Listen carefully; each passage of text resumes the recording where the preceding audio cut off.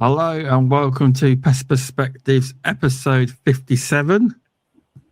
I've been on the screen for a long time tonight, never done this before, so I kind of think I know what these people that work from home feel like.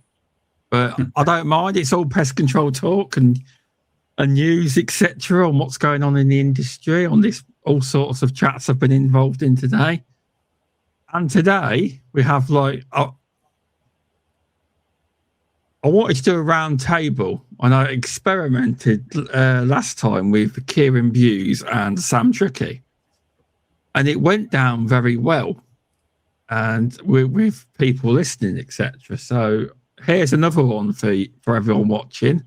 I'm joined by Jason from ASK Pest Control. How are you doing, Jason? Yeah, good, mate. Good, tired, but good.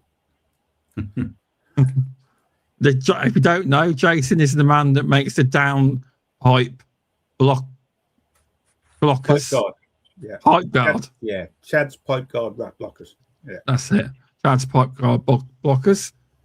And we also have from closer to me, Matt O'Donnell from IX5 Environmental Services Limited. I've got on there. Good evening. Thanks for having me on again. Are you good? I'm very good, thank you. Yeah, not bad at all. You drove through my neck of the woods recently? Yeah, we've been up your way a little bit. So, yeah. Get out of our territory. I'm joking. I'm kidding. You know.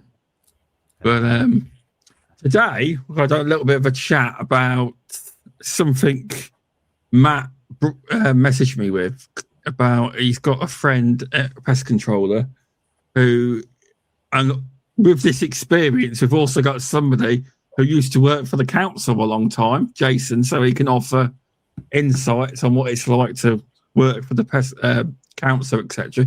So basically, Jason's Matt's friend who runs a business is competing with the council at 3 visits for £93. Good luck. Yeah. Well, when we did it, it was a free service. Oh, it's free. So, okay. Yeah, me and the other two pesties were, domestic properties. We do 3,500 a year. Ah, that's a lot. Is it? I don't know. Is that a lot? Is it? Yeah. Wait, it's free. And then it went down to two of us. Because one of the lads actually retired and went to look after his wife. And then they started charging. But that's when they got rid of the other bloke. Okay. So the charge was £40 for 3 visits. And if you were on benefits, it was £20 for 3 visits. Yeah. Which I tried to tell him to start with. I said, you've got no chance of making money at that. But like you say, we were subsidised by the local authority. And I think they just wanted to make a little bit of money back, and they didn't really make any of it. So I did that. I think I did that for them for about 6 or 7 years. Okay. Running my arse off for them. And that's on top of wasp nests as well. They were charging 45 quid to do wasp nests.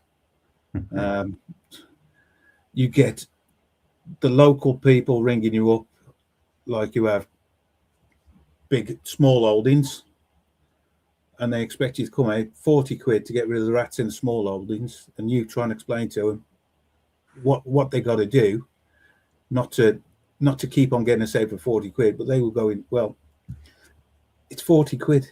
What's £40 to have you out 3 times? And we get the little bit of paperwork you write out. Yeah. And if anyone come round, they could just show that.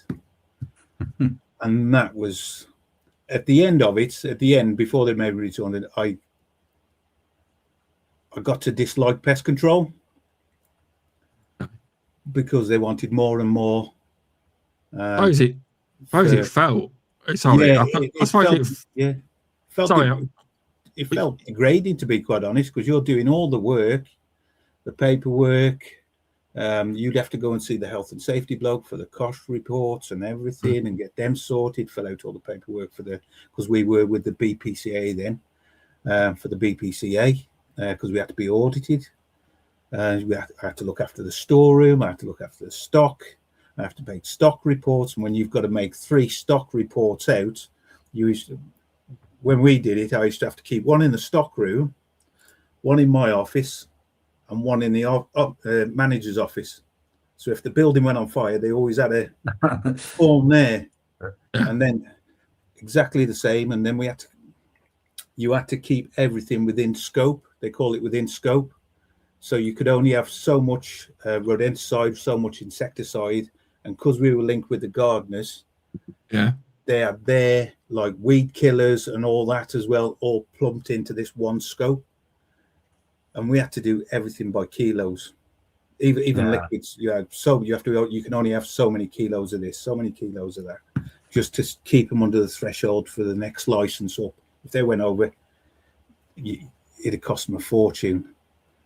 So it got really degrading at the end of it.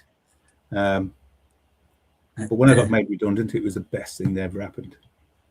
I did it myself.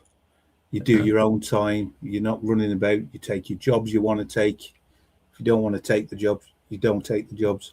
But then I missed the environmental health part of it as well, because I had some cracking environmental health blokes that I used to work with. They were absolutely brilliant. They took no BS off anybody.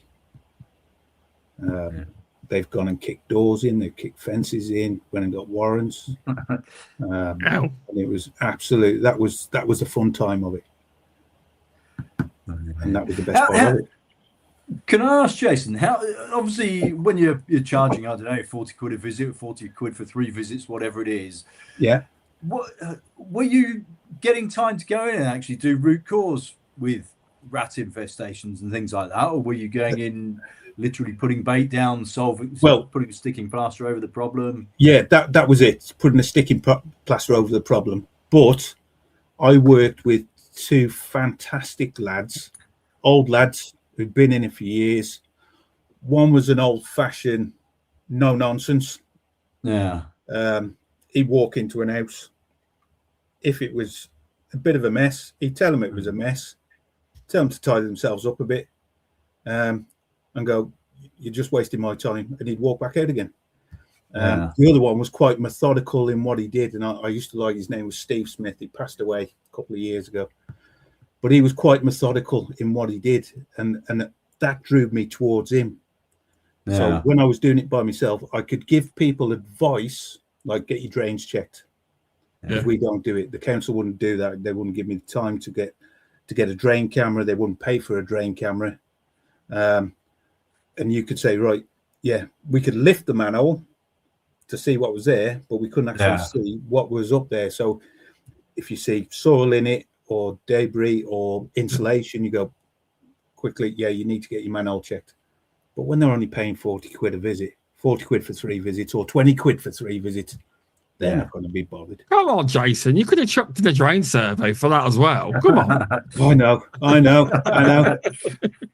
We did one property, and it was a renowned, she had 20, 30 dogs. She was a breeder. Yeah. And the rats literally you open the cupboard up and the rats would just run. You'd see the rats running up into the walls, literally. Yeah. And all we could do there was chuck bait down, and she wouldn't take no advice off us, nothing, until I got the environmental health involved. Okay. Now, the best environmental health bloke I ever worked with was Simon Dodds. Yeah. He was a big 6'4", very intimidating bloke. And I told him, I said, we're chucking 50 quid's worth of bait on every visit just to control the rats at this time. And she's doing nothing about it. Yeah. So he said to me one day, he said, Jace, give me the time and the date you're going down there. He said, I'll be there, mate. And when I turned up, we used to have to, before we went in the house, we sprayed everywhere. We used to make it the last job of the day. Sprayed everywhere with flea spray. shoes, everything, because it was, oh man, you come out itching like this and all that. We used to have to wear masks going through the door because it stunk. Wow. And when she opened the door, my mate just leaned over and went, "There you go. You got 14 days to get your property up to thingy, or else we're taking you to court."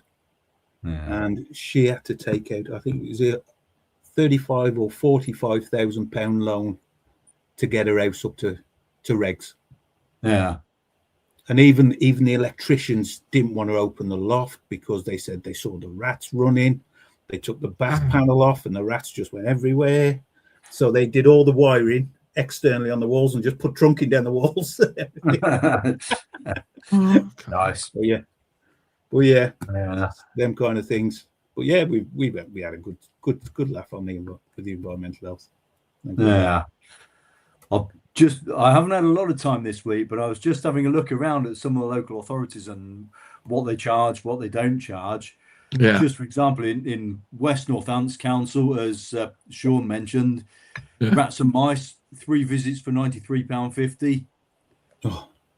They've got insects, so they'll treat insects at £93.50. On wasp, £93.50. Call out or advisory visit, £44. Rugby Borough Council, what do we got? £65.80 for 3 visits for rats. Mice is £113.40 for 3 visits. Cockroaches £152.50 for 3 visits. Wasp £96.10 for 2 visits for a wasp nest. Oh, okay. And then straying into Shaun's territory or up near Shaun, Hinkley and Bosworth. I know it's other side of Leicester to you, but rats £20. Oh, for God's sake, it got worse. Say how many visits? You might as well just say 3. You know. Yeah. Well, we'll come to that in a minute. Oh, okay. Mice £63.04. So don't know why the discrepancy between rats and mice, but hey, again, insects £63.04. And they do concessions as well. So rats are free if you're on housing benefit or council tax support. Mice are half price, £31.52. But then going to Leicester City Council, on your doorstep there, Shaun, rats free. No! Oh, ridiculous. Cockroaches or mice, £65 for 2 visits. Wasps, I think £75 there. So the whole range of different prices from free to very low value.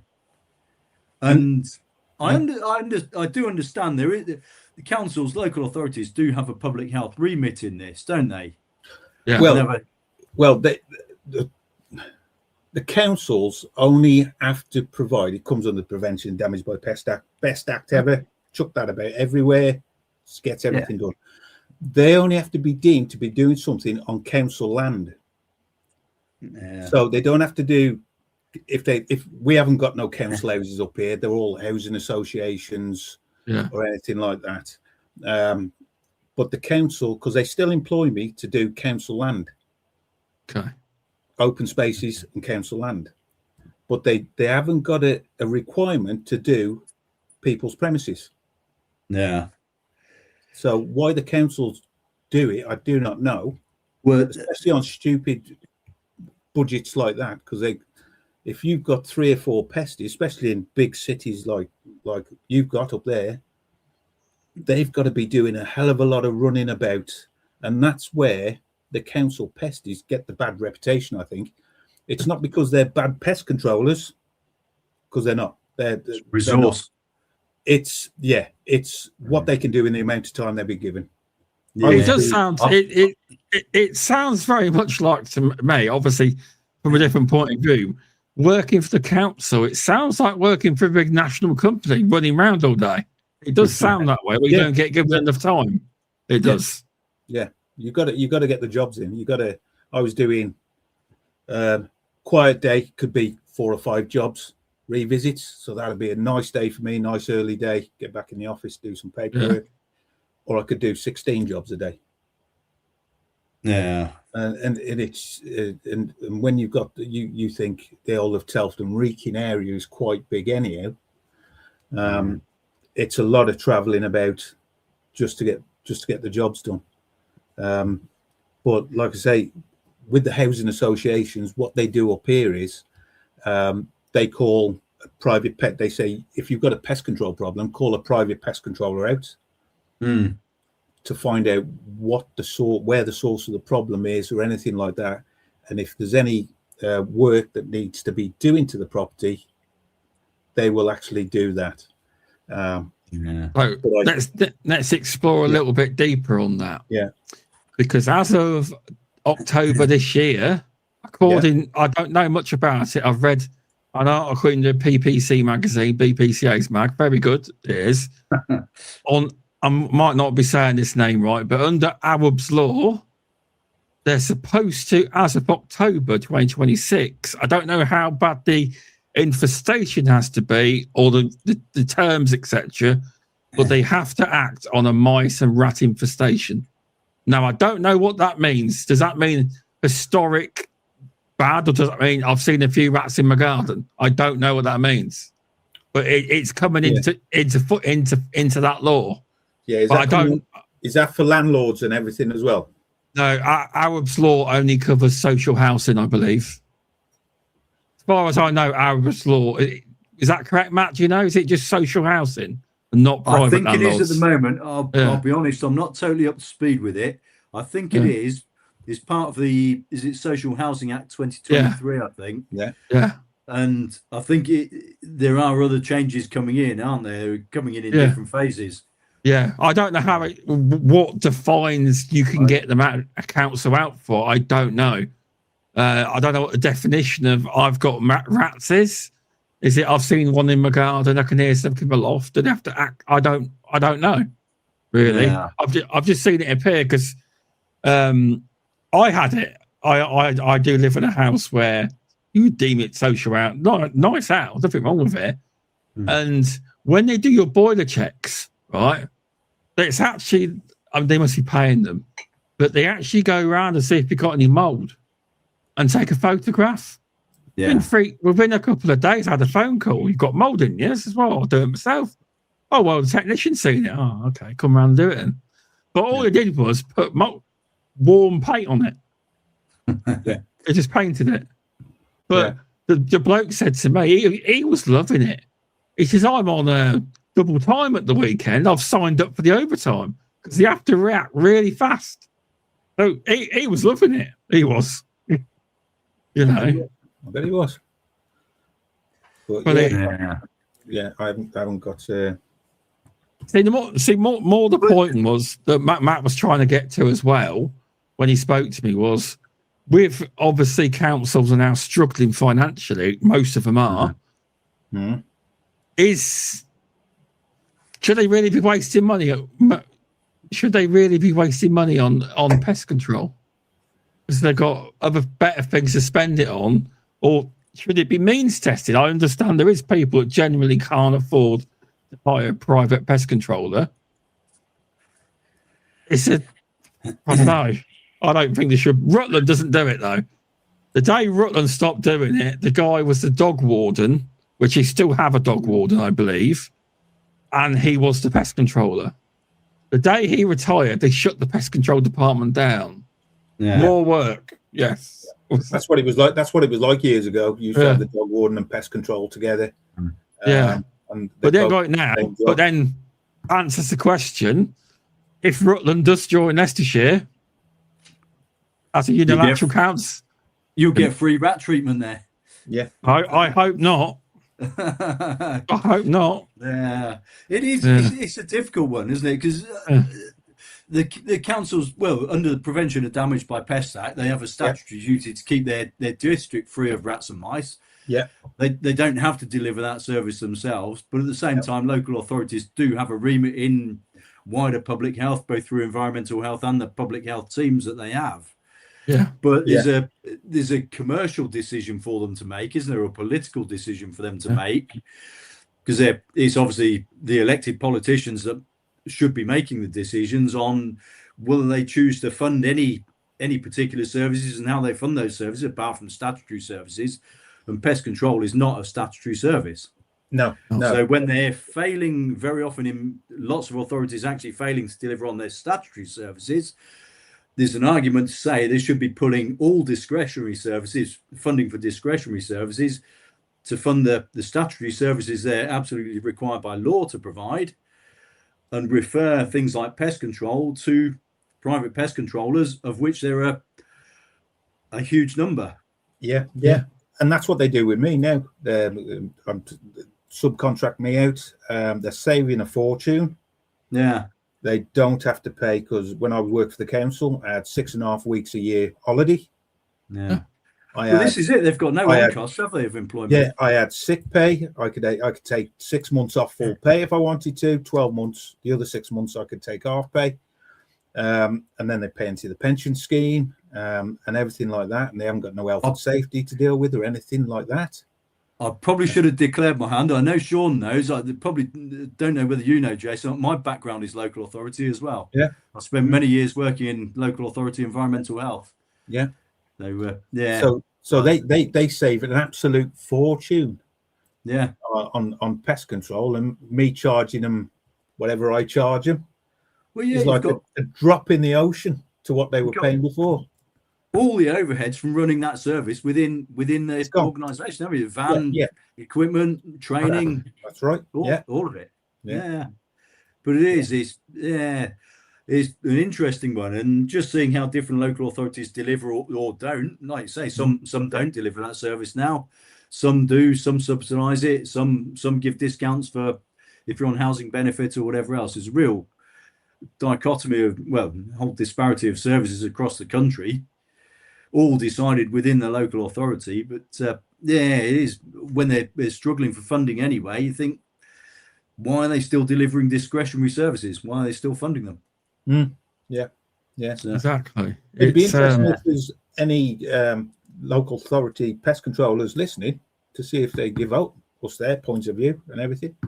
Because I know everyone disses them, and I know the majority of them are pretty nice blokes, pretty good blokes, pretty hard working, and they just want to do the best they can. But most of the time, their hands are tied.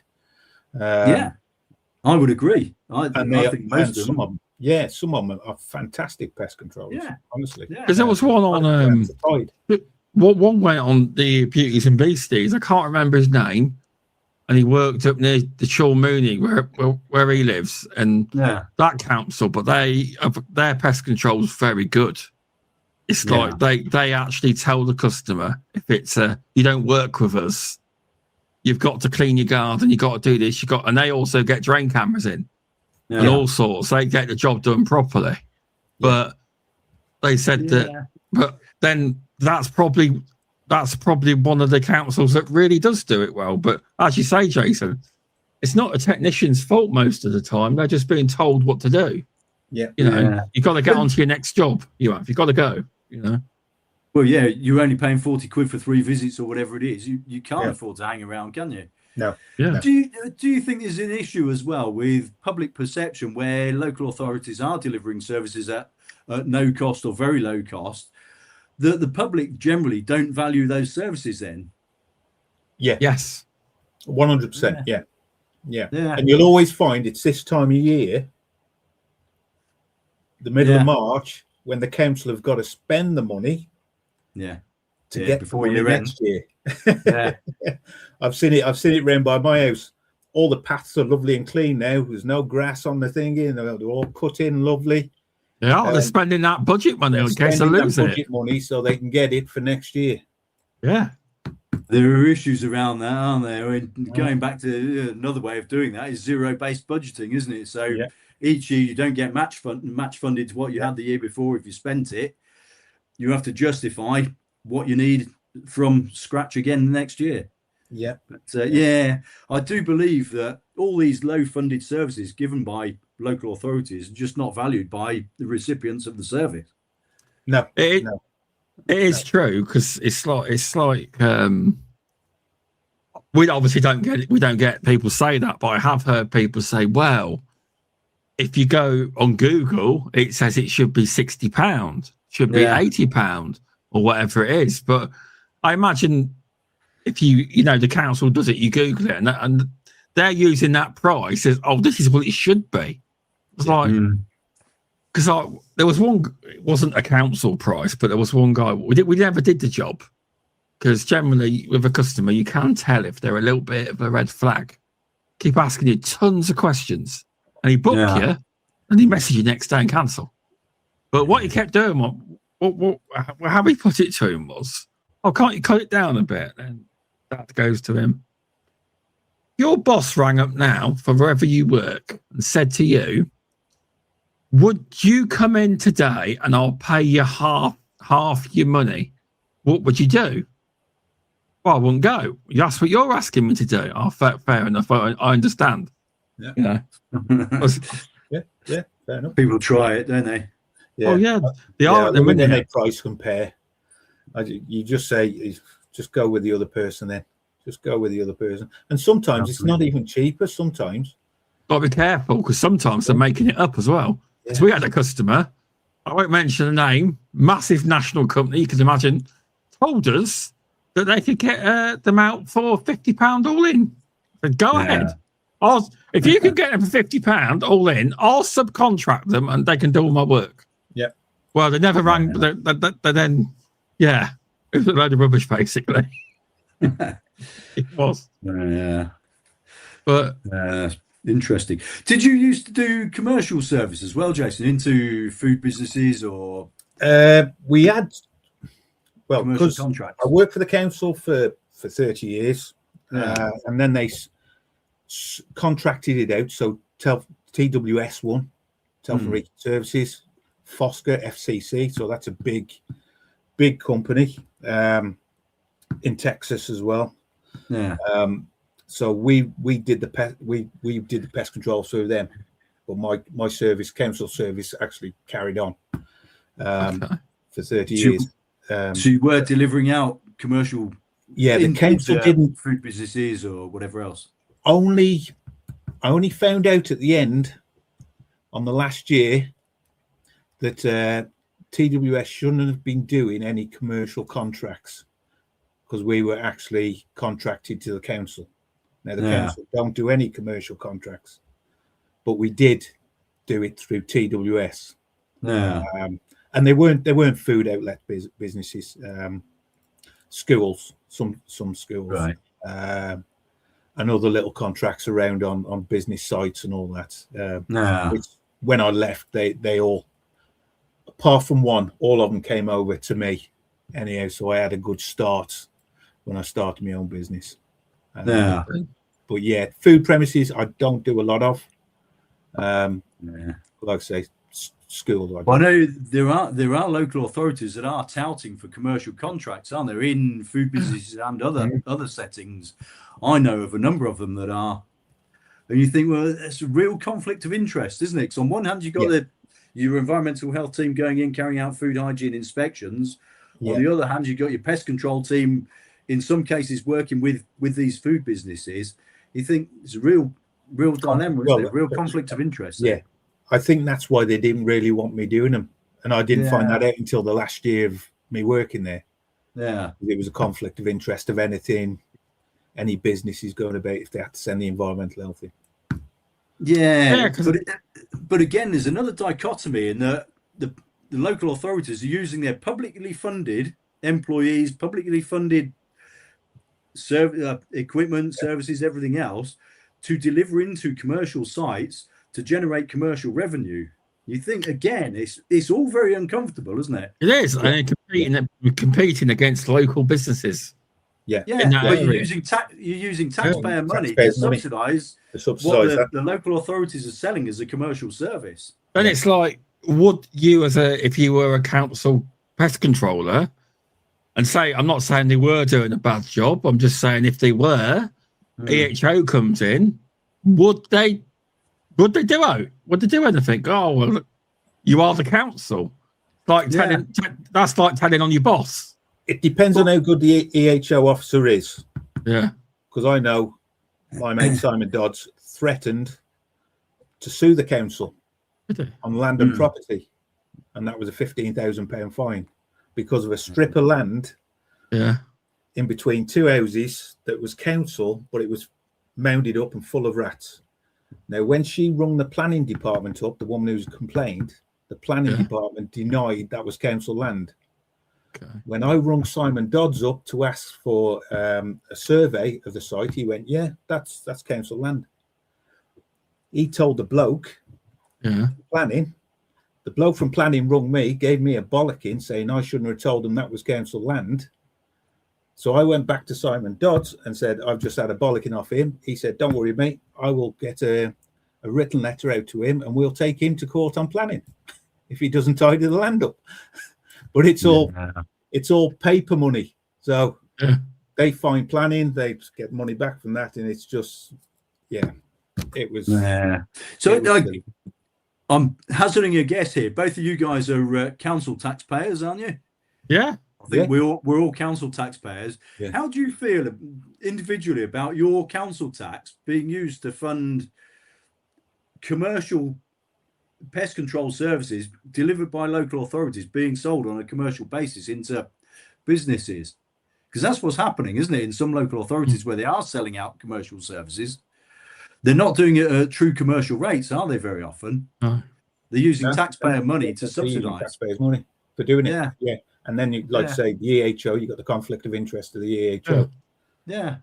And they're going head to head with all three of us in our businesses and all the other pest control businesses out there, using taxpayer money to subsidise what they're doing so they can do it cheaper. Problem is, though, I'll be honest now, because obviously we all know that not all clients go for the cheapest, but there's no way you could beat council on a commercial contract. If it was down to price, you couldn't beat them. There's no way, because it's subsidised. I don't believe it should be allowed. Subsidised by our money, taxpayer money. Well, especially in Rutland when they charge you so much as well. But then again, in Rutland we don't have pest control, but used to. But it's still, I still don't agree with it anywhere.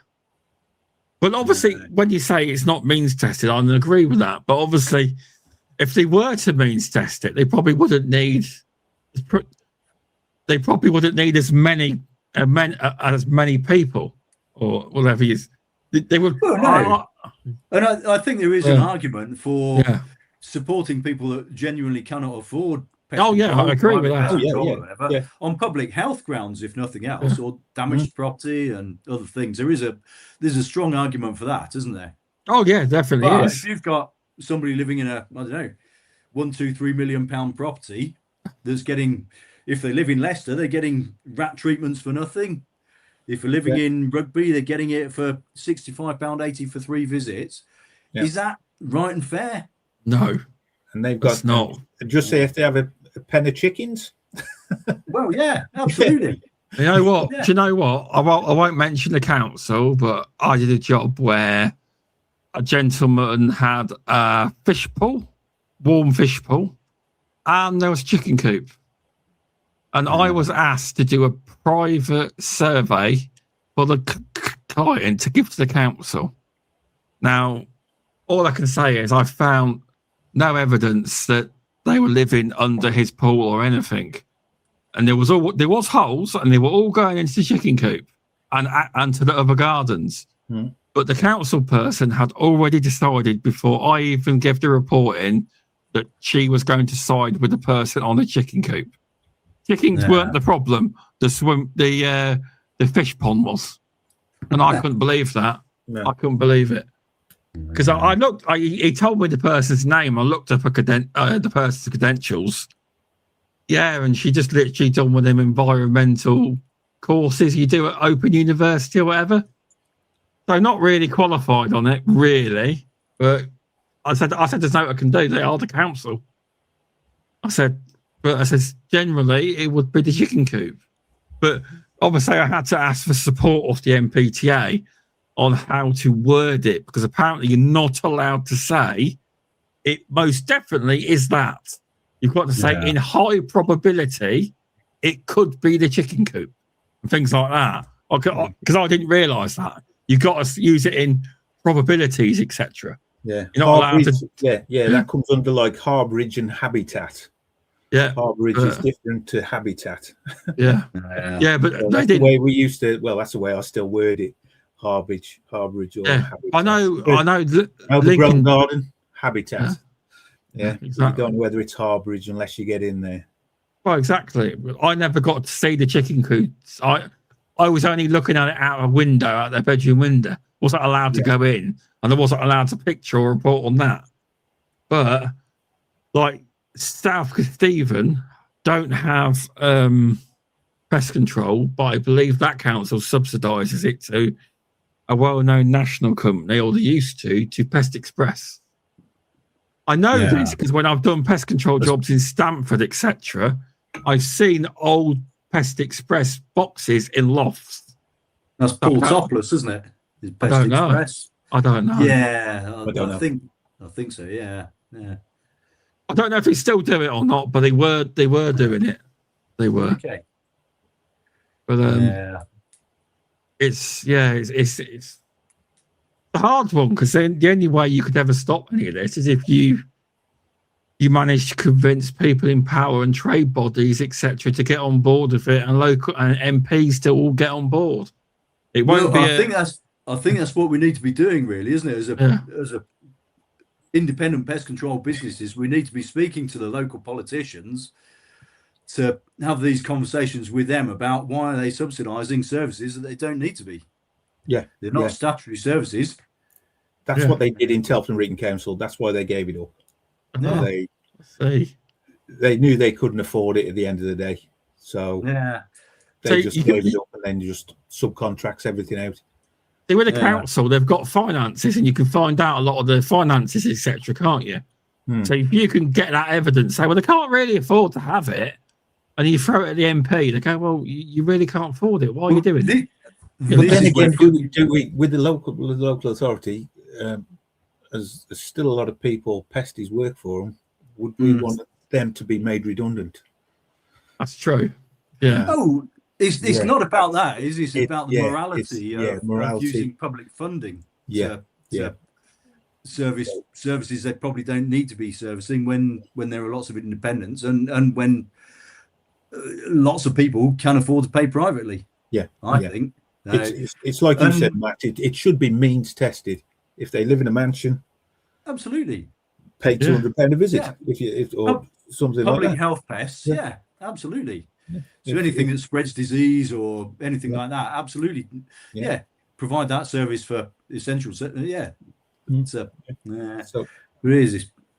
is a moral dilemma, isn't it? Yeah, it's a tricky one. Also a political one. Yeah. I don't think we'll have the answers to it. We may have the answers, but nobody's going to listen. I think the membership bodies need to be looking at this as well, don't they? BPCA and MPCA, really. And they all watch this podcast, so you never know. There has been things happen when I've done podcasts, and posts have been made on stuff. I'm not saying. Well, there has been certain topics I've covered in the past, and suddenly they've appeared in articles on trade bodies and stuff. So I do know that people from within these trade bodies, etc., do listen to this podcast. And did you know that Killgerm featured my podcast in the How to Do crew of all your podcasts? It mentioned in their PCM magazine, last one that was out, I think, on how to do your crew points. It mentioned the Killgerm podcast and everything. Then it said also you can also get you should be able to get points for the Beauties and Beasties podcast and the Pest Perspectives podcast. So I was like, I've made it into a magazine. I mean, I have been in a magazine before. But you made it into a book as well, Shaun, haven't you? Oh, yeah, made it into a book as well. I've got that book now. Dan Trainer sent me it. I'm in the book. And also, I'm in a book that's in America. Because last week's guest lived in America and he bought it. Because he's published through Amazon. So they just print it. So it probably was printed in America and sent to him. But yeah, I'm in the book there. But I would like to get in a magazine at some point for actually little article or something about Pest Perspectives. It would be nice. They would. Oh, I'll get there. Yeah. Well, you never know. Absolutely. Yeah. Right then, what else has been going on this week that we don't know? What else been going on then? You know? I don't know. Anybody off to Pestex? Any of you guys off to Pestex next week? No, I am. I'm not going to be able to make it this time. No. Where's it at? London, down in London, XL Arena. No. Keep away from there. Yeah. I'm going. I've never been, so I'm going. I am. Yeah. Matt here is subtly promoting his talk. If he will promote his talk in a minute. He's talking at it. You are, aren't you? Well, I'm actually, I'm on an expert panel there talking about environmental health and pest control, how we engage better with EHOs and things like that. Yeah. So, Is that based off that? There was an article recently that I read in the BPCA magazine, and it was about EHOs, tips on how to communicate better with your local EHO and things like that. It was the BPCA have run a couple of articles along those lines, haven't they, about engaging with environmental health and things like that. And in fact, I'm due to write another couple of articles if possibly try and get them in there. But I'm on an expert panel down at Pestex. So on the Wednesday morning. Wednesday. What time is it? What time is this? Oh, I think it's 11:30, somewhere around there. But, well, the Pest Perspectives. Someone in the Pest Perspectives hoodie might turn up. You never know. Absolutely. I want to put them. I want to see what all these headphones are about. I do because obviously at Pest Tech MPTA we don't do that. No. But I want to see. I'll see all the people sitting there with headphones on. I want to see what it's like. I bet you can hear every word, can't you? There's no issues, obviously. I'd imagine. It should be okay, yeah. It's either that or they got music playing through them and they're ignoring the speakers altogether. Exactly. No, joking. Thanks for popping in, Terry and Hugh Radford. Awab's Law. I'm probably saying it wrong. It was from earlier. It was. But no, I'll be there. I'll have a look around the show. I didn't get a chance to actually do anything at Pest Tech because I was that busy helping. I think I only got to the Lodi and obviously the Rat Pack stand. And I think the Wasp Hole Pro stand. And that's it. But Pest X, I'll be able to have a good look around. Yeah, because they have more of an international audience, don't they, as well? Like people from abroad as well. I've not been before. I believe it's not competition, but I think it's a lot bigger than Pest X from what I understand, doesn't it? Yeah, I mean, it's a 2-day event, so that is the biggest event. But it's all different things, isn't it? It is. It's absolutely. I obviously know how Pest Tech operates. I've learned. I'm on the Pest Tech committee. I help organise it, and we're actually starting to get things rolling with that. But that's a big operation, so that must be even bigger. Yeah, to organise that because you've got it's a lot on a bigger scale. It is. Like you say, it's over 2 days as well, isn't it? Yeah. It is. It's it's a big venue as well, isn't it? It's a big, massive, isn't it? Yeah. Is it venue? One thing that interested me, they've got digital cards. Yeah. Rather than, I'll show you. Hold on. Where's the wallet on here? I thought it was quite interesting. Where are we? Is this to get in? Yeah. Look at this. Is it QR code? Oh God, hold on. I'll undo that thing. Visual effects. There. Oh, you probably can't see it still, but it's basically QR code, sure. Yeah, it's basically a QR code with it on, and I thought that was a good idea. I imagine that when you go to each stand, they obviously ask you to what's it called? Yeah, if I can scan your ticket, and imagine if you do that at Pest Tech. Yeah, it was good to see you, John, at the BPCA stand at Pest Tech. I visited a couple of times. I will be at Pest Tech at Pest X. I will, but I think that ticket system's quite good. Absolutely. But I will let everyone know what I think of the show. Obviously, I can only comment on the Wednesday that I go. You're there for the one day. Well, yeah, but I'm just going for the Wednesday. Dad's driving, so yeah. So So I'll have to see what it's all about. I thought it would have been not your first time going, Matt. I would have. No. I think it's the location that puts me off going usually, getting into London and whatever else. But no, I'm happy to go and happy to be part of it, really. He's staying down there? Stopping over the night, Matt? Stopping over for a couple of nights, yeah. And then making a bit of a day on the Friday, staying on the Wednesday night, Thursday night. And then, having a bit of a day out in London on the Friday. So, you might as 3 days well. out of business. Yeah. You might as well. Might as well. Yeah. Absolutely. So, make the most of it. Yeah. Do they have like I don't know, I've never seen it advertised. You know how like at Pest Tech there's a big dinner the night of Pest Tech. Do they have anything for the Pest Tech version? Is there like a big meal advertised? Or if they have, they haven't invited me. Oh, I didn't know if there was one. I don't think there is, unless maybe the BPCA team do their own thing, or I don't know. Fair enough.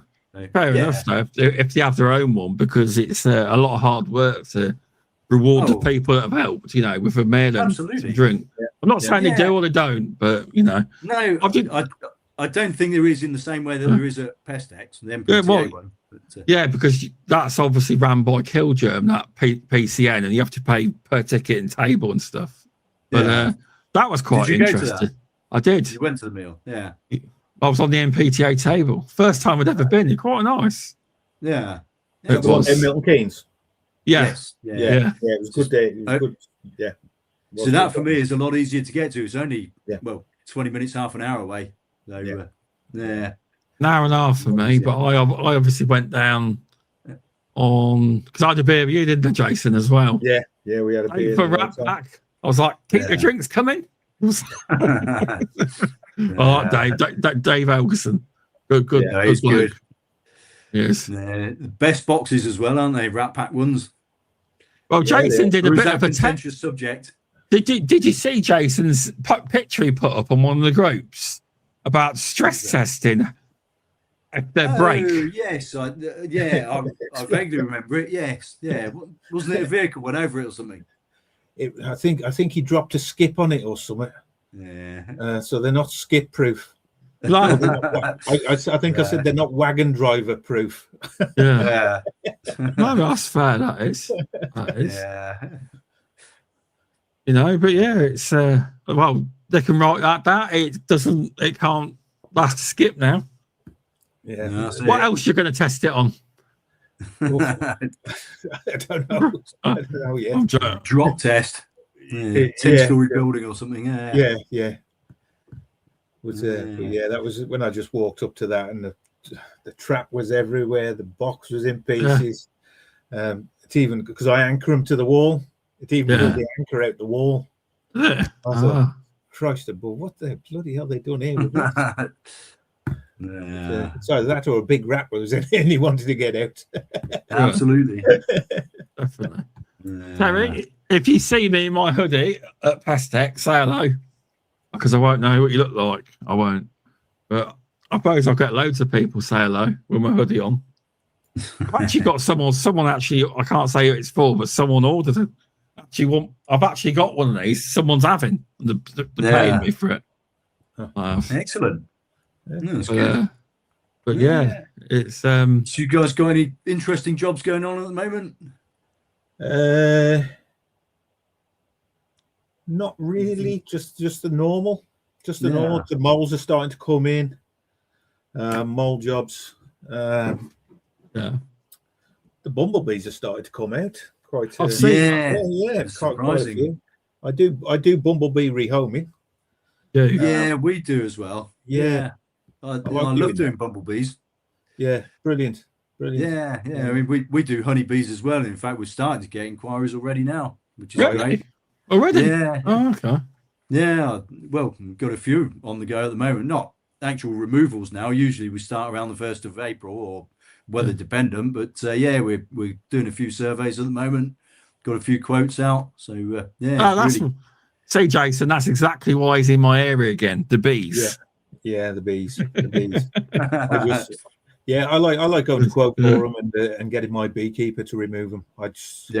I just haven't got time to look after him or anything like that. So I just give him to my local beekeeper, and he does all my work for me, removes them. So, does he? Yeah. You don't get involved at all? Or? I go up and take a few pictures in my suit, because I've got a lovely green wasp suit that I go and, yeah. He's a lot smaller than me, and I bought this extra large bee suit from China, and it was absolutely good looking suit, zips everywhere. Temu suit. Oh man, when I put it on, I looked like a Teletubby. It was that tight, so I gave it him because he was only 5'2", and he loves it. Well, at least you got some use out of it. Yeah. Luckily, it wasn't that expensive. Yeah, but yeah, he's a good lad. You can say, right, I'll get the scaffolding sorted. I'll get the scaffolding company I use to get it up and sorted, and then he goes up, and then we mess about like that. If I get time in the day when he's there, I go up and just give him a hand a little bit. But he's got his wife there or his dad there helping him. Yeah. So does he do all the building work himself as well then? No, I tell the customers they have to contract that out. It's I have got a builder, but I think he's knocking on now. But I have got a couple of builders I could pass it on to this year. Yeah. Which I and they are good lads. That's the key, isn't it? People you can trust. Yeah. Well, they're old school mates. I used to go to school with them. Yeah. And they know the quality of work that I like to work with, and they are good lads. Yeah. But yeah, I don't try and do it. Climbing up ladders, I don't like doing that so much now. So any squirrel proofing, I give it one of my mates, and he goes off and does it. And and he does a good job because he's been doing proofing for years, and he's good at what he does. I don't mind proofing. It's like this week I've got to proof a garage door. Yeah. No, not this week, next week. But it's on a posh house. So it's a double garage door. And I've been scratching my brains to what to do to it. And trying to think outside the box because they don't want that. Is it up and over doors or is it electric up and over. Yeah. But they didn't want that grey Ratax. Is it Ratax or Ratex? Yeah. It don't match the door though, does it? It don't match the door. It's white, isn't it? I think you told me. Yeah, so I have got an idea on how to do it. If the rats chew through this, then or the mice, but mainly mice, field mice, if they chew through the stuff I'm going to put on there, they can have what's inside the garage because it's 3 mil thick steel, stainless steel, but I've got to make it aesthetically look nice as well, if you know what I mean. Yeah. You can't be a challenge, can't it? In some places, yeah, you can't. And I didn't just want to go up and just spray the metal white because it doesn't look nice. So I have thought of something else that I'm going to put on top of it that will make it look pretty. Could you not get a metal powder coated or something? Not in the time frame. No. And then again, if you chip the powder coat or anything like that, it's filling it in. But I have got something in mind. So, and the other option, raise the level of the floor. I am joking. No, I have got a customer who needs to do that. Yeah. You do know that Rat Pack have got a powder coating company too, don't you? Yeah. Have they? Yeah. Yeah. They do that too. Rat Pack Engineering that have molding, injection molding. They've got a CNC machine. They've got their own powder. One of the brothers does the powder coating for them. Yeah. If you ever have a chance to go to Rat Pack, go to Rat Pack. Oh, I did. I didn't go. I was doing the course. I would like to go up and have a look. I think I will at some point. Yeah. I will. We go up there when we take our hazardous waste back. Yeah. We just build up our hazardous waste piles, and then once we've got sufficient, we'll take a trip up there. Yeah. Nice. So good excuse to go up there, really. Go up and see Dave. Yeah. Stop for lunch on the way out as well. That's it. Question for you, Matt. Have you got any mole jobs? Mole jobs at the moment? Yeah. I think we've got a small number going on at the moment. We've had a few over the last few weeks. Why? Bloody conspiracy, right? Right? Dayton's got them. You've got them. The other round table I had. Kieran's got them. Sam's got them. I haven't got any. Have you not? No. In fact, the lads in the office this morning, they're having a competition over their mold catching skills now. Are they? So I need to find a prize for whoever's going to win that. Yeah, well, everyone's got mold jobs apart from me. Yeah, you're on the mold register, aren't you, Shaun? I am. Oh yeah, makes no difference. Is anybody else on the register? Let's preface that the British Mold Catchers Register. Yeah. There's only one other company within Rutland that is, but he's Grantham way. Yeah. But then again, I am on the list for Lincolnshire and the Corby and stuff. So in multiple areas, but not getting no hits yet on the mold control. But they keep telling me they're coming. I says, well, let's see. Well, last year I was rammed. Do you enjoy mold jobs then? Oh yeah, I enjoy it when it goes well, and I get them. I don't enjoy it when it's not going well. I don't. I think, and I've had this conversation with the guys at work. I think for all of us, it's our least favourite type of pest control work. Moles. Yeah. I loved it last year. I've never done it before. I caught two in one. I'm like, yeah. Yeah. And then my dad was like, I've never done that before. I says, well, I have now. I find it therapeutic. I do more than anything doing moles. Just sitting there, just digging the old dabbing for them, and you could spend an hour just looking at the scenery because I do domestic moles. I don't go on farms and do them. We don't. Let the big companies do farms. Domestic, like big housing. There you go. Manor houses. But I don't go in the fields and do it because that's a completely different game for moles. Leave it to the experts. The only farm I do, I keep my bees on a local farm, and I do a bit of mole work for him. But it's reciprocal for having the bees there anyway. Yeah. And that's quite nice. Go walking around the fields. But, that's nice. That is. One thing I will say, bringing it back to, we were saying, is it devaluing pest control? Let's flip it on his head about mold control, because there are a lot of people, as you know, out there that is willing to do it for a few pound a mole or £20 for the old job, or tenner a mole. Yeah, that devalues the traditional mold catching. Seriously, devalues it. I had this conversation with because I do a lot of shooting. I'm a native gamekeeper, and I go down there, do a lot of night shooting, and we have the lads come up the next morning with the dogs. And they do a bit of molding, and they asked me my price. They went, bloody hell. I said, yeah.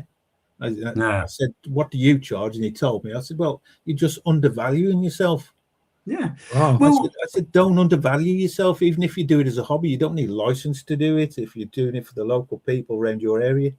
But if you're doing it as a business and you're undervaluing, if you're underselling your services, you're potentially giving up your time to do lower value work. Yeah. Well, it's free. Why would you do that? You've only got a certain number of hours in the day, so why would you do some jobs at lower value than other ones? Yeah. Oh, I know. Because it comes down to the old Bob Gregg used to do them for us, and he'd come in and do them a £5 a mole. The old village mole catcher, or you go and do it in the pub, and he'd give him £5 a beer. What I say, go and get him. Go and get him. Yeah. But I don't think people realise how expensive pest control is now. No, well, my answer to that, when we get people saying, "Oh, we used to have old Joe doing it for £10 a mole or whatever it is," so where is he now? Yeah, why aren't you using him now? Because he's gone out of business because he wasn't charging a sensible rate. Yeah. There is people do it for free, right? But you'll find after so long, these people get bored and stop doing it. Yeah, they do because they just. There's a lot of retired people that in certain areas do it, but you'll find after so long they get bored and just pack it in. They do. Yeah, it's like the lads. I might start doing that when I retire. I might start doing that in Oakham. Yeah. Free mold control. Yeah. It's like the lads the weekend with the dogs. They're lovely family, lovely. Three lads come up and we go out ratting, smoking the holes out, and they've got a couple of terriers there working like hell, and they do it for nothing. They do it for nothing, just for so they can come and do a bit of beating on the land and a bit of shooting if they want to. Yeah, that's fine if that suits them. Yeah. But if you're doing it as a business, you need to be charging commercial. You've got to be charging. Yeah. Yeah. I think most work with dogs is free anyhow, apart from if you're going to a person's property. If you're doing it on farmland or anything like that, unless you can make a decent business out of it, most of them are free anyhow. I will preface it. You know Sam that comes on the round table, the last round table I did, Sam Tricky. Yeah. He uses his dog heavily with his farm work, and it's a real asset to him. So he does get paid for it, but he said now he'd be lost without having his dogs with him. Yeah, because he says sometimes you just can't. He says, he uses traps, he uses everything, but he said sometimes you just can't get to them, and the dog can. He says it's not a thing that. It's enjoyable watching the dogs work as well. Yeah. It's like the weekend, the rats were coming out everywhere, and the dog would pick one rat, shake it, go. Then they'd both run after this one rat in a field, and you think, Christ, I'm knackered just watching you. I could never compete with that. Doesn't matter what anybody says, especially coming up to game bird season now, where you'll have hundreds of rats in the edge line as soon as they start putting the feeders in. That explains it then. I went to one of my contracts today, and he's got them buckets everywhere. On the farm? Yes, everywhere. Up and down the road. They should be empty at the moment, so there shouldn't be that many rats around them. It's when they start filling them up. I didn't check if they were full or not, because I thought, you could, like grain stores, you always get grain, don't you? And you always put down, make sure you clean it up. Yeah. Never happens, does it? No. It doesn't happen. Don't. Yeah, it's especially around these oil containers, the oil bins, they fill them up with seed. You can guarantee the rats would eat half of that seed before the birds do. I'll be honest, they definitely weren't small will. Rats neither this year. They were quite big rats around there. I think the dogs only had one small rat. Yeah. But I'm sure you kill a load in the nest as well. So if there's any babbies in the nest and you're smoking the nest, they're just killing them babbies off as well. So they're good things, dogs are, to watch. I enjoy watching them. I never got to watch them like in person, but Sam does send me photos and stuff like that. Not of anything death wise, but he has sent me bits and bobs, but he never puts them on the net. He's all professional. But I would like to go and see some working dog do ratting one day.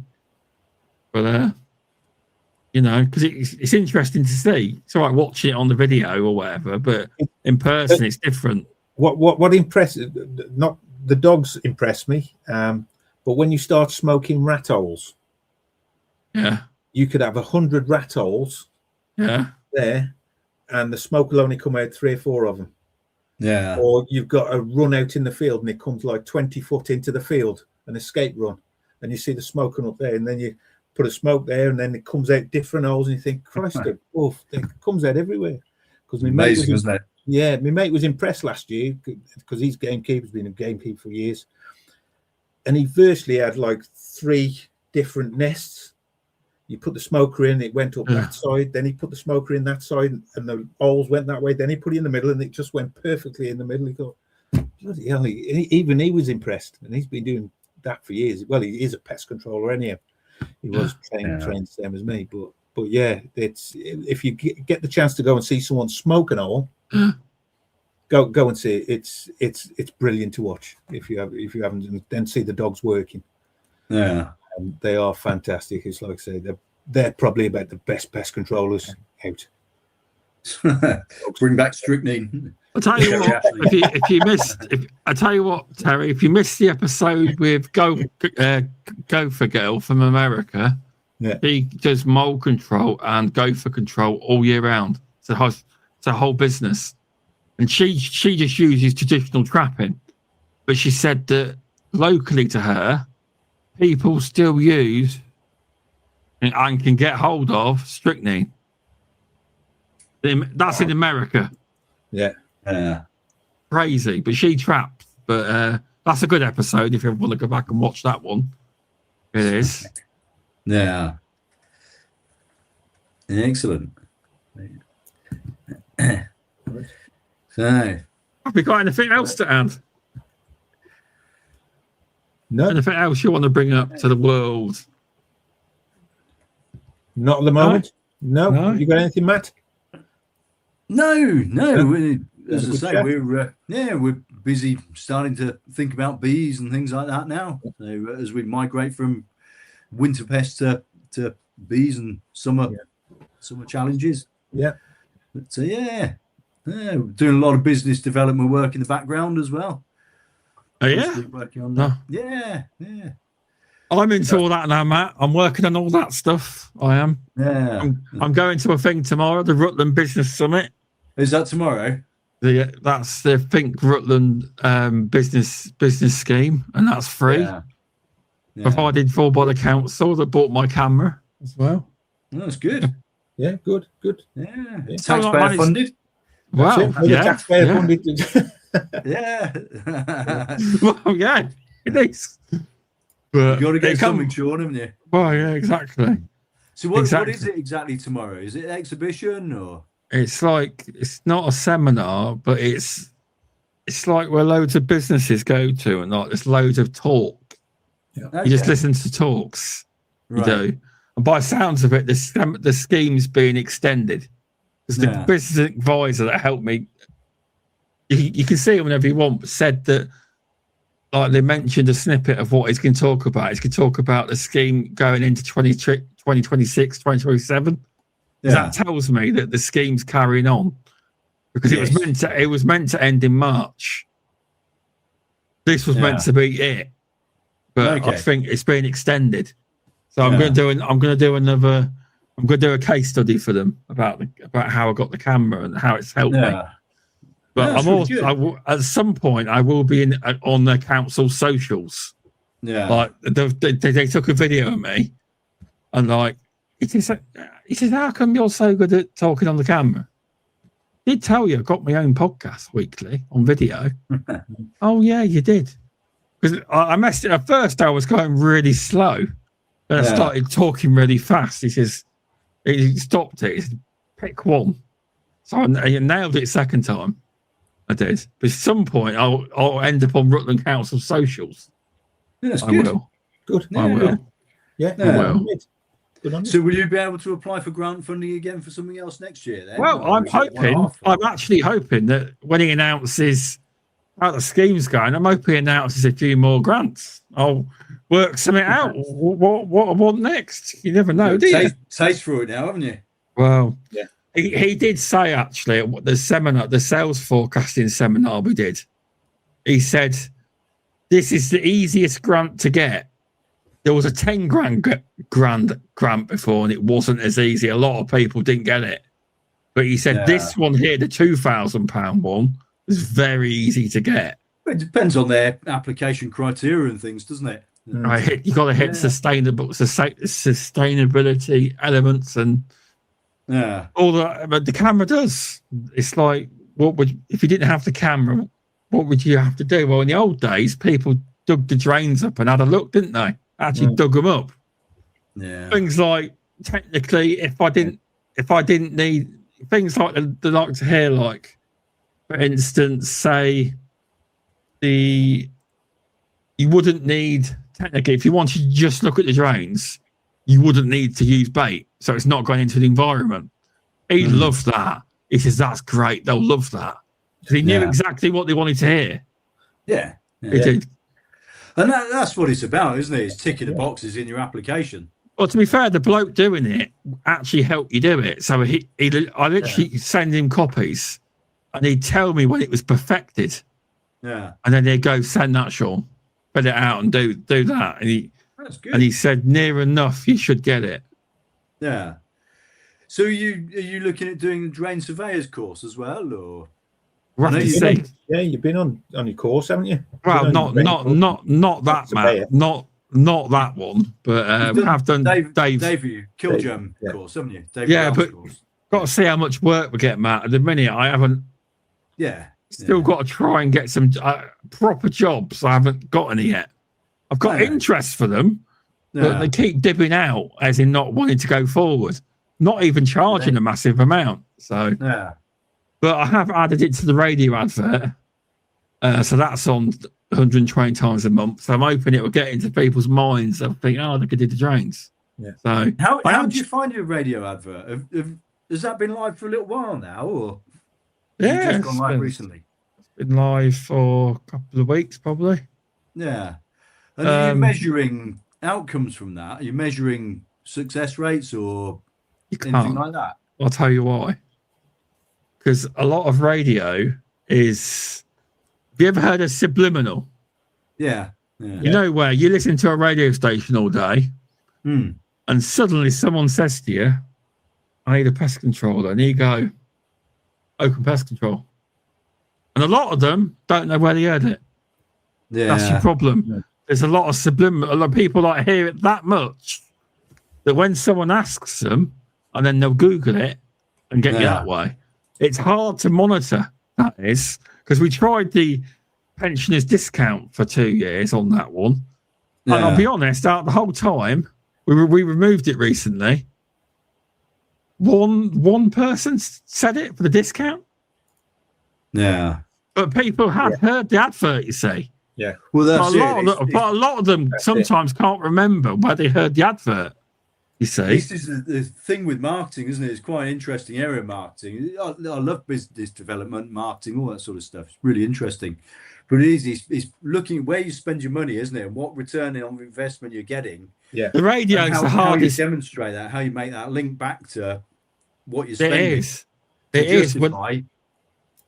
Yeah, you've got to bite the bullet sometimes, haven't you? Just to find out what works best for you.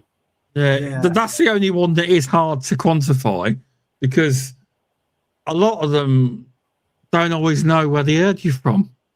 Some people, it's like it gets in their mindset that Open Pest, then they Google you. But I think it works, but it's hard to say because a lot of times you ask people when they sometimes say the radio, but sometimes like I Googled you, and then when you get there, like. I think I heard you on the radio initially, but I can't remember because I listened to Rutland and Stamford Sound. Yeah. You see? So that one's hard to quantify. Kurt Graham, thanks for popping in, mate. I hope you're doing well. That one's a little bit hard, but the website, I'm starting to get more inquiries because I've got ChatGPT. You went live with the new one, didn't you? Yeah. It's not their work that's got the recent inquiries. It's my work. I've been upgrading the SEO and AEO. Have you? Well, that will get your head around that, Jason. SEO and AEO. No. So AEO. I haven't got a website. I just do mine from word of mouth, and that's it. AEO is basically optimize. AEO is optimizing it for AI engines to pick it up, basically. Yeah. But it's working well because GPT, Chat GPT has helped in how to get high scores.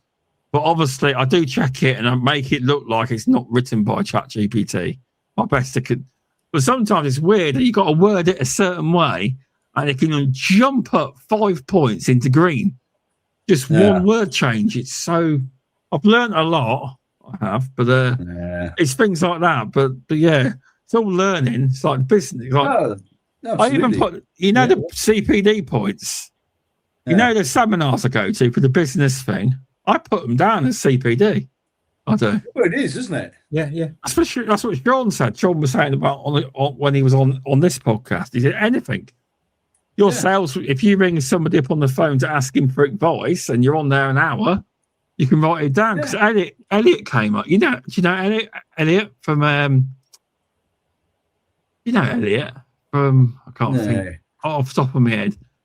And he came round to buy we had an old BVAC. He bought it off Elliot Moakes.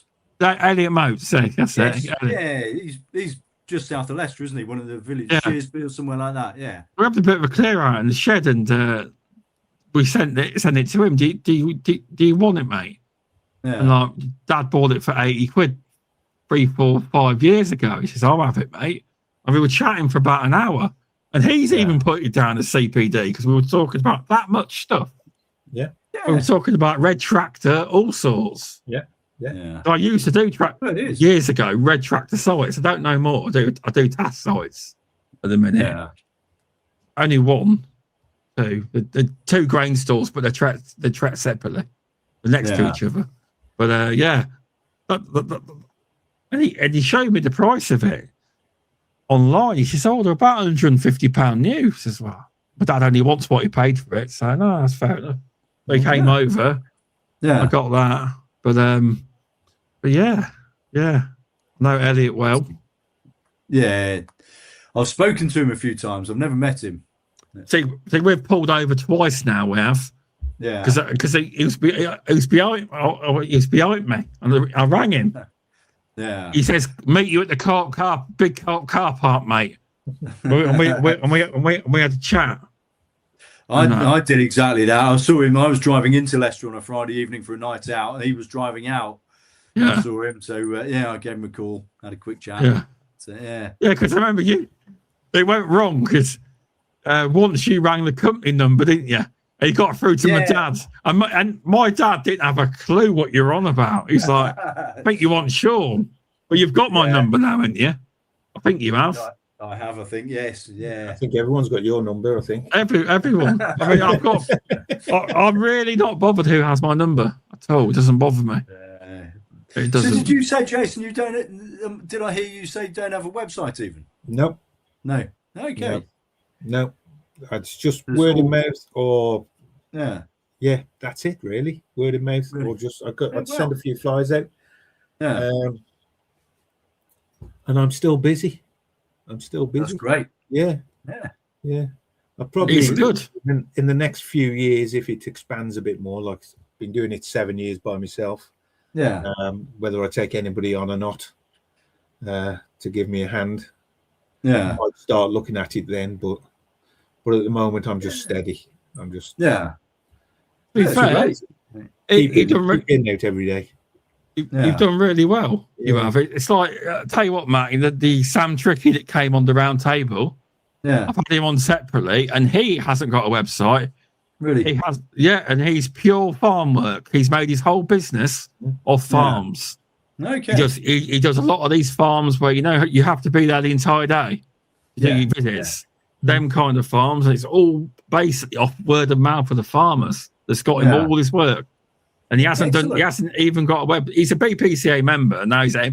He's also joined the MPTA as well now. But he's had all his work through word of mouth for the farmers. So it shows that you can do it.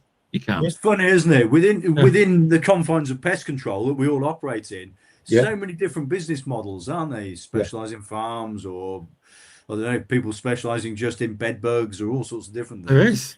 Yeah. So many different business models around, all delivering in effect the same thing. Just in different ways, or to different customers, different end clients. It's a cracking business, because since I've been self-employed, I've met that many pest controllers. And they're really such nice people, and you do learn a lot from them. Absolutely. I don't think one person knows everything. And I don't think there's ever one answer to pest control. There's multiple answers. I totally agree. There's usually more than one way of doing something. It doesn't mean one way is right, one way is wrong. No, exactly. If you're getting the same end result, that's what matters, isn't it?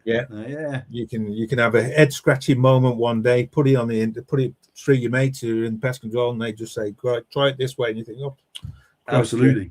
Especially if you're self-employed and you're a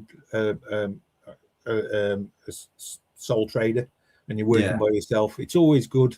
I've got a few mates around Telford. We meet up and we have coffees and that, and that's good, and have a chat and bounce ideas off each other. Really is important. The Telford Mafia. Well, it is. Because I got one of my mates rung me up and said, "Jace, you're doing that ladies' garden with all the rats in." I said, "Yeah, I know."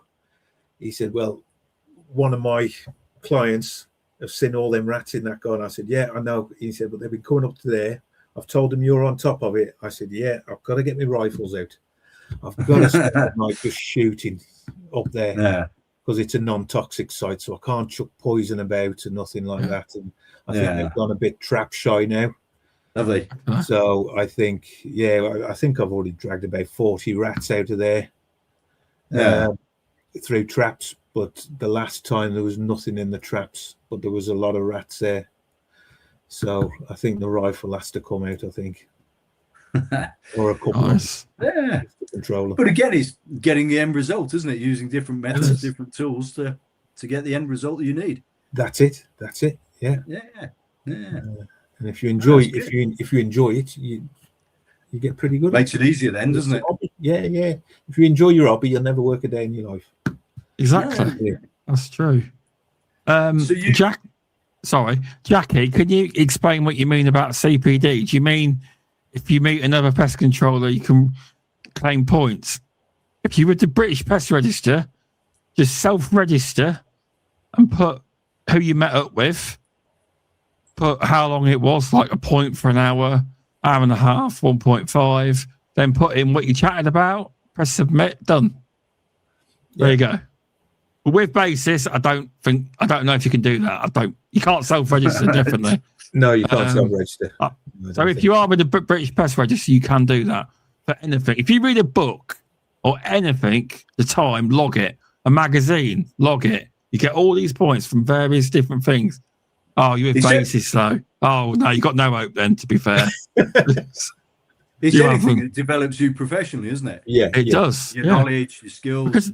Because like what people don't get is it is CPD, but it doesn't have to be. Obviously, you have to do your crew points at the end of the year, but the rest of it is professional development of your business. It can be your business development. But Jackie, I don't think you can do.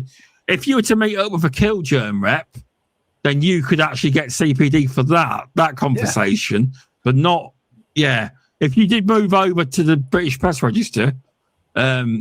You could do that. I'm not telling you what to do, but there's options. But basis, you may struggle. You could ask them. You could. Yeah, with basis, I think I'd mainly like go to events, put your basis number down, or you read the magazines that have got the tests in, the little quizzes. Yeah, that's really good. I can't use them now. But yeah, so yeah, or and they get the 6 points off you if they listen to your podcast. Yeah, that will soon. Yeah, that will be happening, Jackie, soon. You'll be able to have 6 points for this podcast. I'm just building them up so I can send them an email with what people would have learnt. Because you only ever get 1 point no matter how long per podcast with basis. Yeah. So I'll email them in, and once I've actually got the codes, I'll let people know. That's why they've been delayed. I'm waiting to build a list up. I gave them 10 last year, and I don't understand why they gave me 10 codes. Because then they go, well, you can only use 6 of them. Why give me 10 codes then? But, it is what it is. Yeah. Yeah. Well, at least you get points for it. That's it. Well, yeah, it's good. It's good that they recognise my podcast as well as a CPD thing. Yeah. So do you guys always struggle for points, or do you get plenty of points, or yourselves? No, I've already got 28. I've already got 28, mate. What about? Yeah, through the British Pest Register, I've already got my certificate for next year. Yeah, so I never struggle. Easy. I do loads of stuff outside, whether it's training courses, whatever. Yeah. So you're also on a self-registered model with the BPCA, so you can register anything you learn. So it is so easy. Yeah, no, it is. Oh, hang on. Jackie just said, did you say you're in Telford? Yes. Yeah. There you go. There you go. Another one to join your coffee morning. Yeah. By all means. Yeah. There you go. Me, but I normally go with Nick Brandt from Primary Pest Care, RW Pest Solutions, Rob. We meet up with coffees, and I sell my product to Shaun Westlake, who's at APC. I've gone down and did a training morning with these lads, showing them how to fit them. But yeah, I know we're all rivals, but we're all in the same business at the end of the day. And if you can join together and have something, have a chat and that, because it can be lonely. Like I said, it can be lonely. Mental health does play a big part in this, especially if you're a sole trader. just have a chat with people. Yeah, we're all in. I take exactly the same view around here. I know all the other pest controllers around here. Well, most of them, and we all get on great. That's good to hear. That is.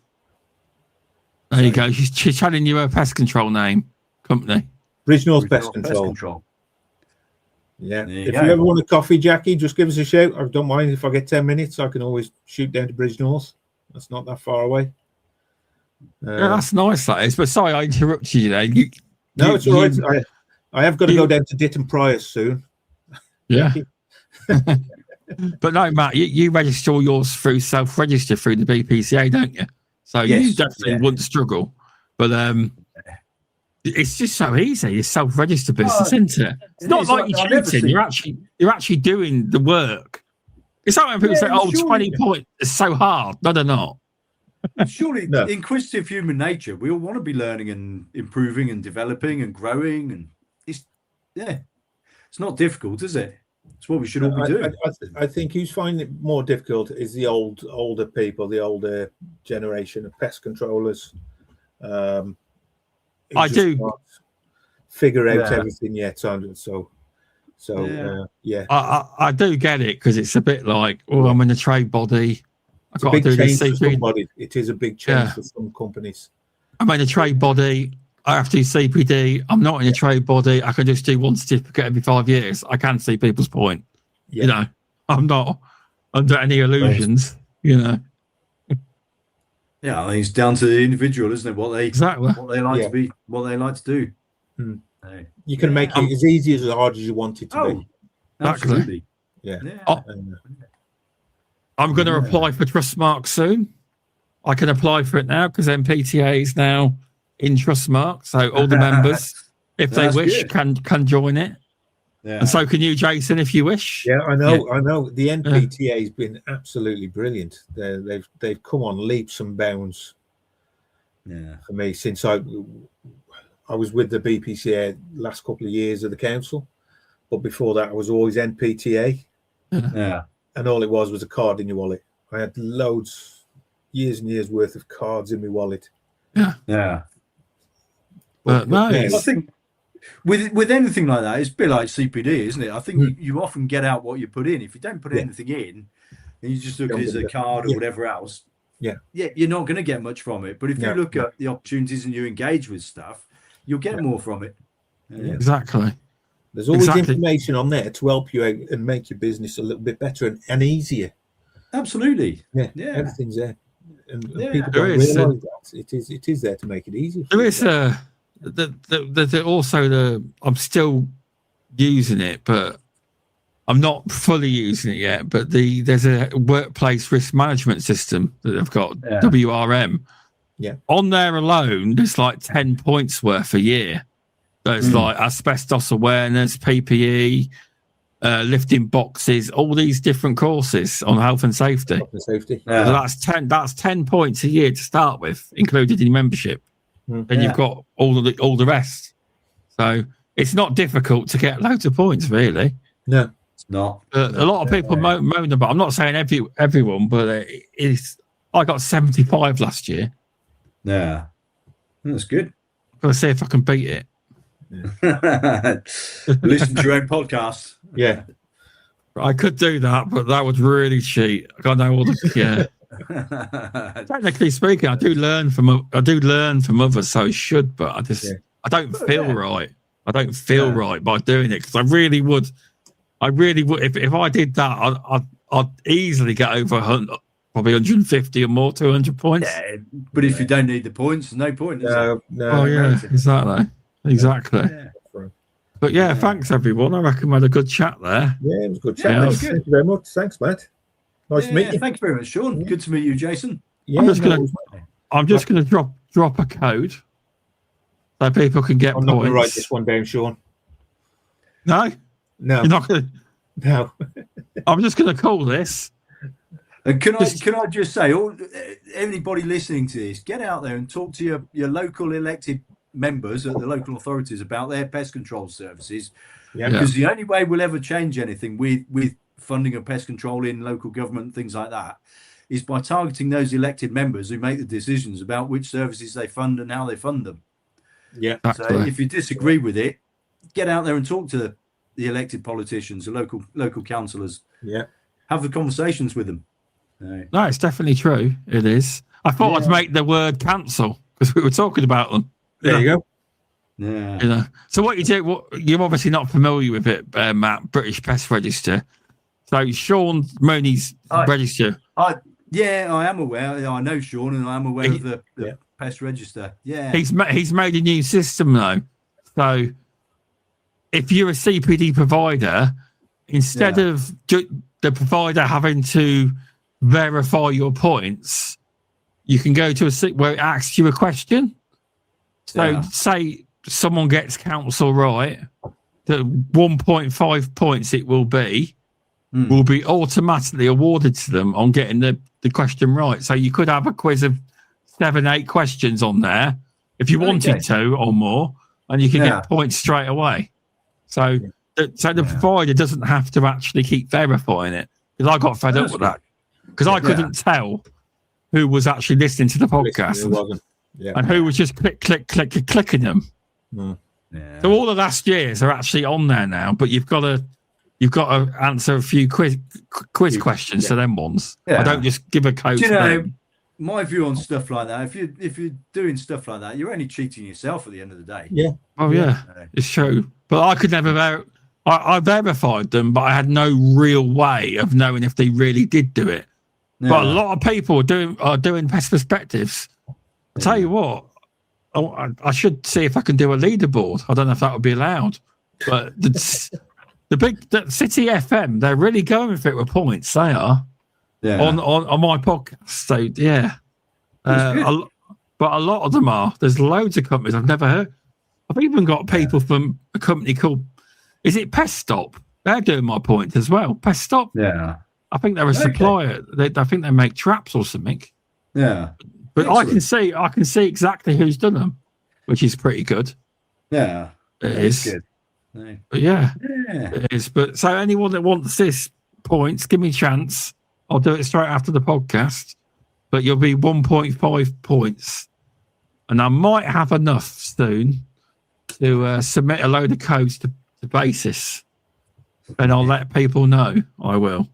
Okay, mate. But thanks everyone. And thanks Jason and Matt for coming on. It's been fun. You're welcome. Anytime. It's been good. Right. Thanks everyone. I'll end the stream now. I want you to stay on for a minute. Right. Thanks everyone.